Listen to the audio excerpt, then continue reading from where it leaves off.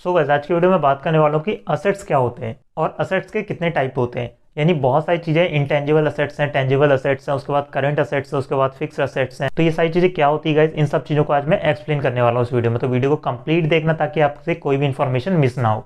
So guys सीधा आते हैं पॉइंट पे। अब सबसे पहले बात करूँ कि असेट्स होते क्या हैं। तो गाइस असेट्स एक रिसोर्स होता है जो किसी कंपनी या किसी इंडिविजुअल के थ्रू ऑन किया जाता है, इसे यूज़ करके लॉन्ग टर्म में कैश जनरेट किया जाता है, यानी कैश फ्लो जनरेट किया जाता है, यानी पैसा बनाया जाता है।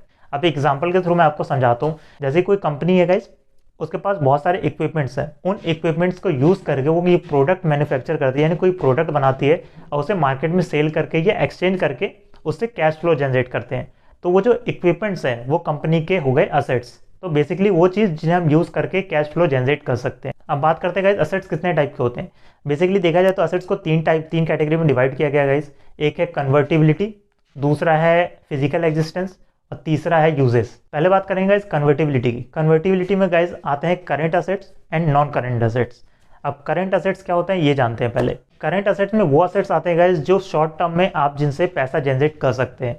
शॉर्ट टर्म यहाँ पे टेक्निकल टर्म में शॉर्ट टर्म को बोला जाता है 1 ईयर। यानी कोई भी ऐसा असेट्स जिन्हें आप यूज़ करके या जिन्हें आप एक्सचेंज या सेल करके किसी भी तरीके से यूज़ करके शॉर्ट टर्म में आप उससे पैसा कमा सकते हैं, शॉर्ट टर्म में आप उससे कैश फ्लो जनरेट कर सकते हैं, वो होता है हमारा करंट असेट्स। जैसे क्या, इसका एग्जांपल लेते हैं शॉर्ट टर्म इन्वेस्टमेंट। यानी कहीं आप शॉर्ट टर्म के लिए इन्वेस्ट करते हैं, कहीं भी कोई चीज़ पैसा लगाते हैं तो उसका जो रिटर्न आता है 1 साल के अंदर अंदर अगर आता है तो वो चीज़ होती है करंट असेट्स में। उसके बाद होता है शॉर्ट टर्म लोन्स या एडवांसेस। अगर आप किसी को शॉर्ट टर्म लोन्स प्रोवाइड करते हैं या एडवांस देते हैं तो उसका भी आपको पता है कि आपको इसका अच्छा खासा रिटर्न आएगा शॉर्ट टर्म में, तो ये भी चीज़ हो जाती है करंट असेट्स में, ये भी आपके असेट्स में आ जाते हैं। उसके बाद जैसे कि एग्जाम्पल लेते हैं और अकाउंट्स रिसीवेबल्स यानी डेटर्स भी बोलते हैं इसे। इसका मतलब क्या होता है गाइस कि किसी को आपने अपना प्रोडक्ट बेचा या प्रोडक्ट दिया, ठीक है, लेकिन उसके पास अभी पैसे नहीं है कि वो आपको दे सके उस प्रोडक्ट के, तो आप बोलते हैं कि 2 महीने 3 महीने बाद आप दे देना, कोई दिक्कत नहीं है।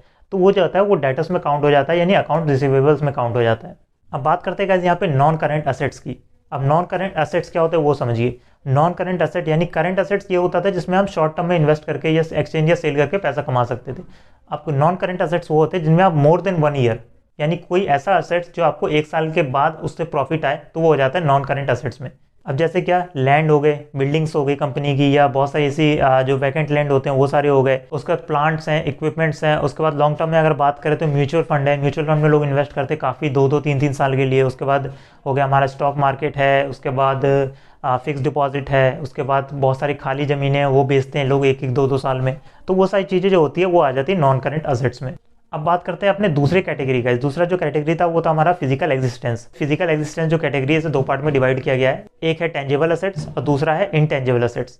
टेंजिबल असेट्स में वो असेट्स आ जाते हैं जिन्हें आप टच कर सकते हैं, जिन्हें आप फील कर सकते हैं, जैसे कि फर्नीचर्स हो गए, आपके कंपनीज के लैंड्स हो गए या इक्विपमेंट्स हो गए, प्रोडक्ट हो गए, ये सारे आ जाते हैं आपके टेंजिबल असेट में जिन्हें आप छू सकते हैं। और इनटेंजिबल असेट्स में आपके आगे सॉफ्टवेयर हो गए, वेबसाइट हो गए, उसके बाद कंटेंट हो गया, उसके बाद पेटेंट्स हो गए, कॉपीराइट्स हो गए, उसके बाद फार्मेसीज हो गई। बहुत सारी चीज़ें ऐसी होती है जिन्हें आप छू नहीं सकते, फील नहीं कर सकते, लेकिन उससे आप लॉन्ग टर्म में या शॉर्ट टर्म में उससे पैसा जनरेट कर सकते हैं। तीसरा कैटेगरी जो था हमारा होता है यूजेज का।